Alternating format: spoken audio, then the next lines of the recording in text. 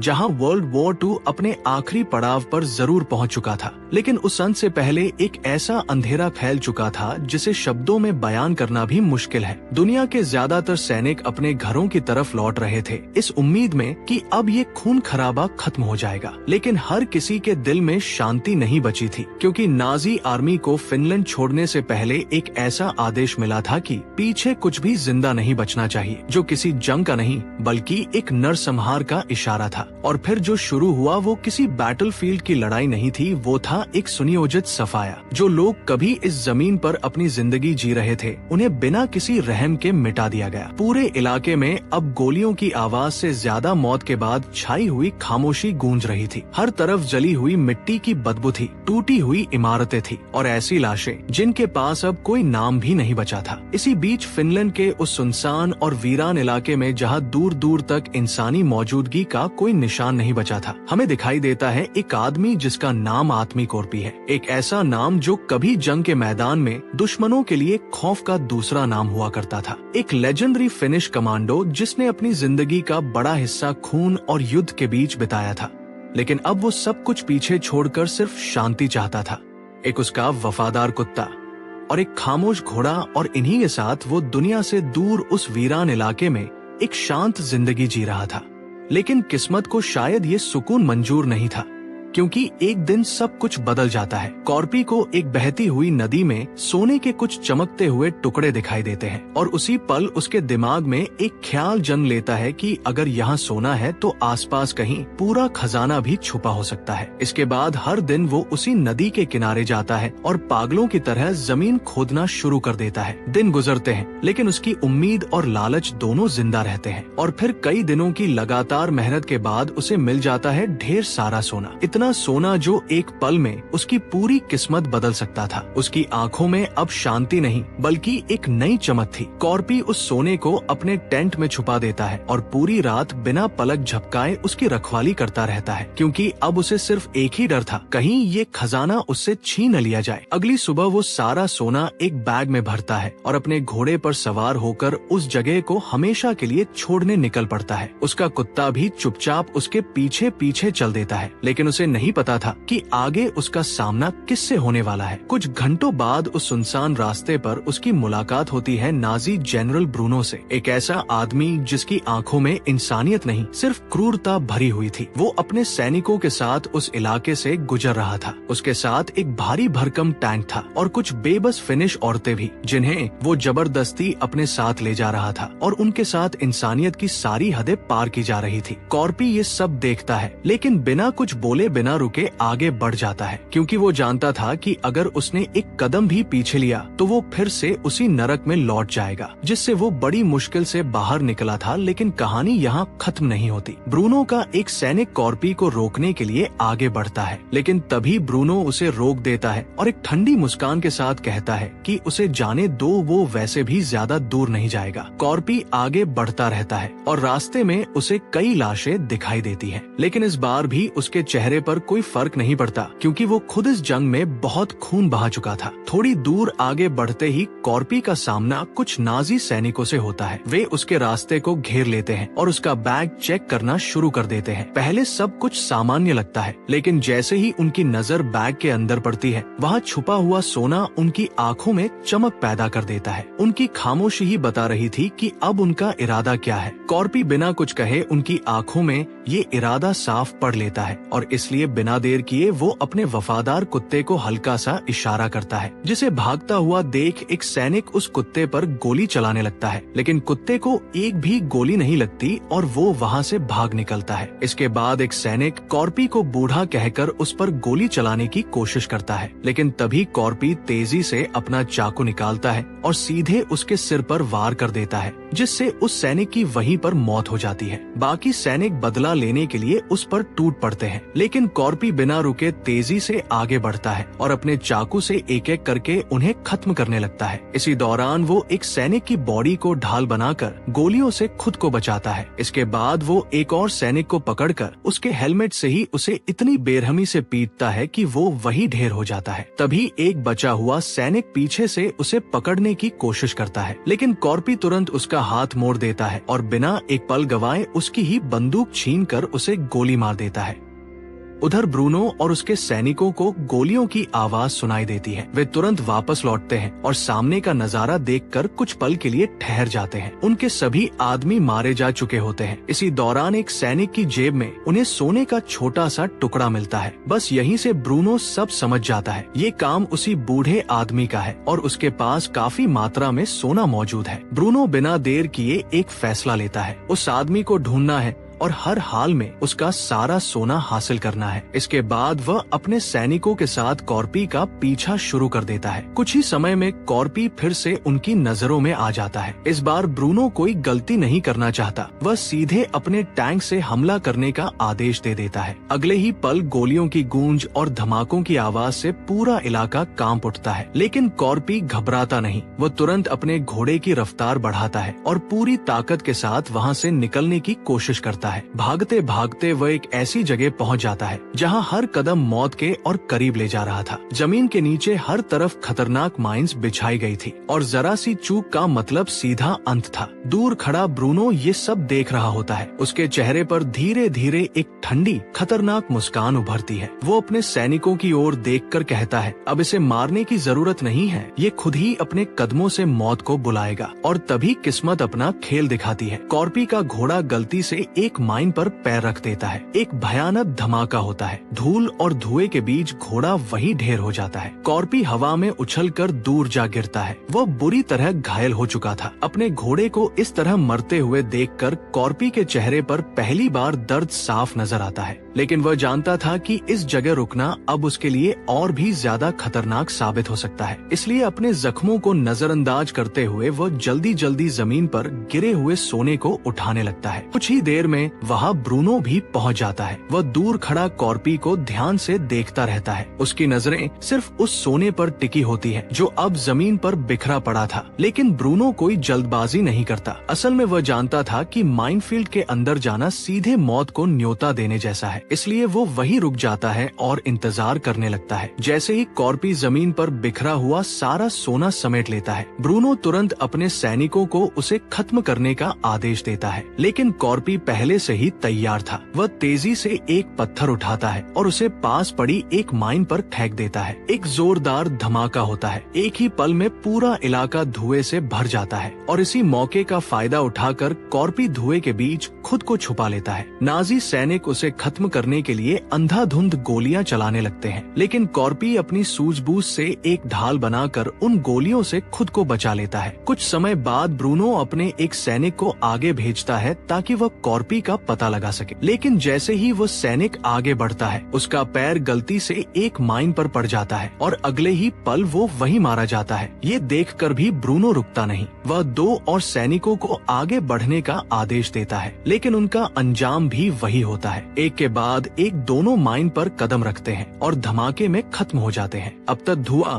धीरे धीरे साफ होने लगता है और तभी उन्हें एहसास होता है कि कॉर्पी वहाँ से निकल चुका है। ये देखकर ब्रूनो के चेहरे पर गुस्सा साफ नजर आने लगता है। अब वो किसी भी हद तक जाने के लिए तैयार था। इसलिए वह एक बेहद क्रूर फैसला लेता है। वो पकड़ी गई फिनिश औरतों में से दो को आगे लाता है और उन्हें ढाल बनाकर माइनफील्ड पार करने का आदेश देता है। सबसे ज्यादा डरी हुई औरत को वो टैंक के सामने चलने पर मजबूर कर देता है और खुद उनके पीछे पीछे बढ़ने लगता है। इसी दौरान ब्रूनो उस जगह की जांच करता है जहां उसे जमीन पर पड़ा कॉर्पी के कुत्ते का टैग मिलता है। कुछ देर बाद वो सभी धीरे धीरे माइनफील्ड को पार करने लगते हैं। इसी दौरान ब्रूनो अपने टैंक में लगे रेडियो का इस्तेमाल करता है ताकि उस बूढ़े आदमी के बारे में और जानकारी हासिल कर सके। कुछ सेकंड बाद दूसरी तरफ से जो आवाज आती है उसे बताया जाता है उस आदमी का नाम कॉर्पी है। अगर तुम अभी भी जिंदा हो तो ये तुम्हारी किस्मत है, क्योंकि उससे टकराने के बाद कोई जिंदा नहीं बचता। धीरे धीरे कॉर्पी की असली कहानी सामने आने लगती है। वर्ल्ड वॉर के दौरान जब हर तरफ मौत का खेल चल रहा था, उस उसी समय रशिया के सैनिकों ने उसके पूरे परिवार को बेरहमी से खत्म कर दिया था और उसी दिन एक साधारण इंसान एक खामोश हत्यारे में बदल गया। कॉर्पी ने अपने ऑफिसर्स का आदेश मानना छोड़ दिया, नियम तोड़ दिए और अकेले ही दुश्मनों का शिकार करना शुरू कर दिया। उसे जंगलों में एक जिंदा हथियार बनाकर छोड़ दिया गया और तब से लेकर आज तक वो अकेले ही 300 से ज्यादा दुश्मनों को खत्म कर चुका था। इसलिए सबसे आखिर में हेड उन्हें कहता है कि सबको लगता है कि कॉपी अमर है, इसलिए तुम्हें उसका पीछा नहीं करना चाहिए। लेकिन ब्रूनो पर इन चेतावनियों का कोई असर नहीं पड़ता, इसलिए वह बिना रुके कॉर्पी की तलाश जारी रखता है। असल में नाजी सैनिकों को युद्ध हारने के कारण सजा मिलने वाली थी और ब्रूनो उसी सोने की मदद से अपनी सजा खत्म करवाना चाहता था, इसलिए वह किसी भी हाल में कॉर्पी से सोना चुराना चाहता था। दूसरी तरफ हम कॉर्पी को देखते हैं, जिसे रास्ते में एक जला हुआ ट्रक दिखाई देता है और वो तुरंत उसे अपनी छिपने की जगह बना लेता है। ट्रक के पीछे छिपकर वो अपने घावों को देखने लगता है। दर्द असहनीय था, लेकिन उसके पास रुकने का समय नहीं था। वो खुद ही चाकू की मदद से अपने शरीर में फंसी गोलियां निकालता है और फिर खून को रोकने के लिए घावों पर मिट्टी भर देता है। तभी उसका कुत्ता भी वहाँ पहुँच जाता है, लेकिन कॉर्पी के इशारे को याद रखते हुए वो उसके पास नहीं आता, बस दूर खड़ा होकर अपने मालिक को देखता रहता है। कुछ देर बाद थकान और खून बहने की वजह से कॉर्पी की आंख लग जाती है, लेकिन ये सुकून ज्यादा देर नहीं टिकता। कुछ घंटों बाद नाजी सैनिक वहाँ पहुँच जाते हैं। उनकी आवाज सुनते ही कॉर्पी तुरंत होश में आ जाता है। वो देखता है कि उसे ढूंढने के लिए कुत्तों का इस्तेमाल किया जा रहा है। स्थिति को समझते ही वो तुरंत ट्रक के नीचे छिप जाता है और फिर वो ट्रक के फ्यूल टैंक को काट देता है।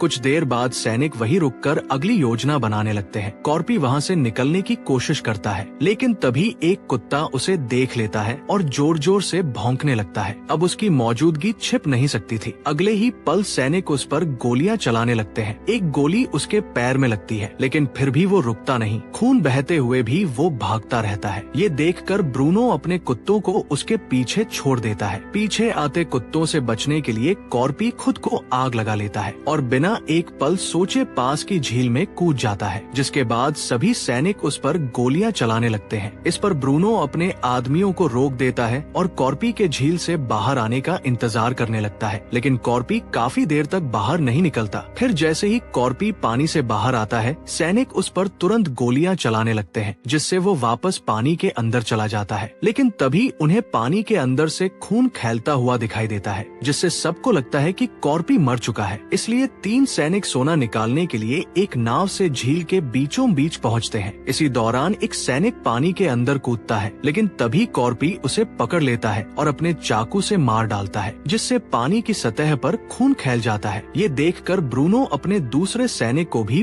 पानी के अंदर जाने का आदेश देता है, लेकिन इस बार पानी में फिर से खून फैलता हुआ देखकर तीसरा सैनिक बुरी तरह घबरा जाता है। डर के मारे वो नाव को मोड़कर वहाँ से दूर जाने की कोशिश करता है, लेकिन ब्रूनो को ये बिल्कुल पसंद नहीं आता। वो गुस्से में उसी वक्त उसे गोली मार देता है और तभी कॉर्पी अचानक पानी से बाहर निकलता है। वो तुरंत एक लाश को अपनी ढाल बनाता है और गोलियों से बचते हुए वहाँ से भागने लगता है। उधर ब्रूनो की नजर झील के किनारे खड़े कुत्ते पर पड़ती है, जो अपने मालिक के लिए बेबस होकर रो रहा होता है। इधर ब्रूनो कॉर्पी के कुत्ते को देखकर अपना अगला प्लान बनाता है। दूसरी तरफ कॉर्पी कुछ घंटे चलने के बाद आखिरकार एक शहर में पहुँच जाता है, लेकिन इस शहर को नाजियों ने पूरी तरह तबाह कर दिया था। अब क्योंकि कॉर्पी बहुत थक चुका था, इसलिए वो एक सुनसान पड़े गैस स्टेशन के अंदर जाकर थोड़ी देर आराम करने का फैसला करता है, जहां वो अपने पैर के दर्द को सहन करते हुए सोने की कोशिश करता है। और उसी दौरान उसे वो भयानक दिन याद आने लगता है, जिस दिन उसने अपने पूरे परिवार को खो दिया था। खैर, किसी तरह कॉर्पी की आंख लग जाती है, लेकिन कुछ देर बाद जैसे ही उसे अपने कुत्ते के भौंकने की आवाज सुनाई देती है, उसकी नींद अचानक खुल जाती है। इसके बाद वो अपने कुत्ते के पास जाता है, लेकिन तभी उसकी नजर उस पर बंधे हुए एक खतरनाक डायनामाइट पर पड़ती है, जिसे देखकर वह बिना देर किए तुरंत उसे हटाकर दूर फेंक देता है। लेकिन अगले ही पल वो डायनामाइट फट जाता है और तेज धमाके के साथ कॉर्पी जमीन पर जा गिरता है। जब कॉर्पी को होश आता है तो वो अपने सामने ब्रूनो को खड़ा देखता है, जिसने उसे बंदी बना लिया था और उसके पास मौजूद सारा सोना भी छीन लिया था। यहाँ ब्रूनो चालाकी से कॉर्पी की जेब में सोने का एक छोटा टुकड़ा रख देता है और फिर उसे फांसी देकर मारने की कोशिश करता है। लेकिन कॉर्पी इतनी आसानी से मरने वालों में से नहीं था। वो फांसी से बचने के लिए अपने पैर को नीचे रखे एक पत्थर के सहारे टिकाने की कोशिश करता है और फिर धीरे धीरे अपने दूसरे पैर को भी उसी पत्थर पर ले आता है, जिससे उसे असहनीय दर्द होता है। लेकिन इसी तरह वो अपनी जान बचाने में कामयाब हो जाता है। इस दौरान उसका वफादार कुत्ता वहीं उसके पास बैठा रहता है और बेसब्री से उसके नीचे उतरने का इंतजार करता रहता है। इसी तरह पूरी रात गुजर जाती है। सुबह होते ही एक विमान वहां आकर लैंड करता है और उसके तेज हवा के दबाव से कॉर्पी की रस्सी टूट जाती है, जिससे वो सीधे जमीन पर गिर पड़ता है। तभी उस विमान से 2 पायलट बाहर निकलते हैं जो वहां ईंधन की तलाश में आए होते हैं और इसी दौरान उनकी नजर कॉर्पी और उसके कुत्ते पर पड़ती है। उनमें से एक पायलट अपने साथी से कहता है कि उन्हें मार देना चाहिए, लेकिन दूसरा पायलट ऐसा करने से हिचकिचाने लगता है। तभी कॉर्पी मौका देखकर अचानक उस पायलट के पैरों पर हमला कर देता है, जिससे वो गिर जाता है और उसका सिर पास पड़े पत्थर से टकराकर बेहोश हो जाता है। इसके तुरंत बाद दूसरा पायलट उसकी तरफ बढ़ता है, लेकिन कॉर्पी एक बार फिर मौका देखकर पास पड़ी ईंट उठाता है और उस पर जोरदार वार करके उसे वहीं मार डालता है। यहाँ कॉर्पी को एहसास होता है कि शायद अब वो अपना सोना कभी वापस नहीं ला पाएगा, इसलिए वो ब्रूनो द्वारा दिया गया छोटा सा सोने का टुकड़ा वहीं जमीन में दफना देता है, जैसे वो अपने अंदर की उम्मीद को भी उसी मिट्टी में दबा रहा हो। लेकिन तभी उसकी नजर पास पड़े घायल पायलट पर जाती है, जो अभी भी हल्का हल्का हिल रहा होता है और कॉर्पी तुरंत समझ जाता है कि वह अभी जिंदा है। यहीं से उसके दिमाग में एक नया खतरनाक प्लान जन्म लेता है, ब्रूनो तक पहुंचने का और अपना सोना वापस लेने का। सबसे पहले वह अपने शरीर में फंसे हुए धातु के टुकड़ों को निकालता है और दर्द सहते हुए अपने घावों को अस्थायी तरीके से बांध देता है, जिससे वो फिर से खड़ा हो सके। ये सब देखकर वो घायल पायलट डर के मारे कांपने लगता है, क्योंकि उसके सामने खड़ा आदमी अब इंसान कम और जिंदा बचा हुआ तूफान ज्यादा लग रहा था। इसके बाद कॉर्पी अपने कुत्ते को वहीं छोड़ देता है और खुद विमान में बैठकर ब्रूनो की तलाश में निकल पड़ता है। दूसरी तरफ नाजी सैनिक अपने रास्ते में एक क्रैश्ड प्लेन देखते हैं और उसे जांचने के लिए वुल्फ अंदर जाता है। जैसे ही वो अंदर पहुंचता है, उसे पता चलता है कि पायलट मर चुका है, लेकिन तभी उसकी नजर एक और चीज पर पड़ती है, पायलट के गले में बंधी वही रस्सी जिससे उन्होंने कॉर्पी को फांसी दी थी। यहीं से वुल्फ समझ जाता है कॉर्पी अभी जिंदा है और वापस आ चुका है। ब्रूनो भी इस बात को समझ जाता है कि अब मामला बहुत खतरनाक हो चुका है, इसलिए वह अपने आदमियों को तुरंत वहां से निकलने का आदेश देता है। इसके बाद हम 2 नाजी सैनिकों को देखते हैं जो किडनैप्ड फिनिश औरतों के साथ एक ट्रक में बैठे होते हैं और कॉर्पी के बारे में बातें कर रहे होते हैं। उनकी बातें सुनकर आइनो नाम की एक औरत हंसने लगती है। वह उन्हें बताती है कि कॉर्पी को मारने की कोशिश पहले भी कई बार की जा चुकी है, लेकिन आज तक कोई भी उसे खत्म नहीं कर पाया, क्योंकि वो हर बार मौत से बच निकलता है और फिर अपने दुश्मनों को ढूंढकर खत्म कर देता है। वो आगे बताती है कि फिनिश भाषा में उसे शिशु कहा जाता है, जिसका मतलब होता है अटूट हिम्मत और जिद, और इसीलिए वो यकीन के साथ कहती है कि इस बार भी कॉर्पी ही बचेगा, तुम सब मारे जाओगे। और तभी कॉर्पी अचानक हमला करता है। वह एक सैनिक को पकड़कर ट्रक से नीचे फेंक देता है, जिससे वो सीधे टैंक के नीचे आकर मारा जाता है। यह देखकर आइनो तुरंत मारे गए सैनिक का हथियार उठाने की कोशिश करती है, लेकिन तभी कॉर्पी खुद ट्रक के अंदर आ जाता है। वो एक नजर में समझ जाता है कि ये सभी औरतें निर्दोष हैं और नाजियों ने इन्हें जबरदस्ती कैद करके रखा है, इसलिए वो बिना कुछ कहे उन्हें हथियार थमा देता है। इसके बाद कॉर्पी ट्रक के ऊपर चढ़ जाता है और ड्राइवर को मारकर उसे नीचे फेंक देता है, ताकि आइनो ट्रक चलाकर उसकी मदद कर सके। कॉर्पी दूसरे ट्रक के करीब पहुंचता है, लेकिन टैंक में बैठे सैनिकों को शक होने लगता है, इसलिए औरतें मारे गए सैनिकों की लाशों का सहारा लेकर सच्चाई छुपाने की कोशिश करती है और जैसे ही मौका मिलता है आइनो ट्रक को दूसरे ट्रक के पास ले जाती है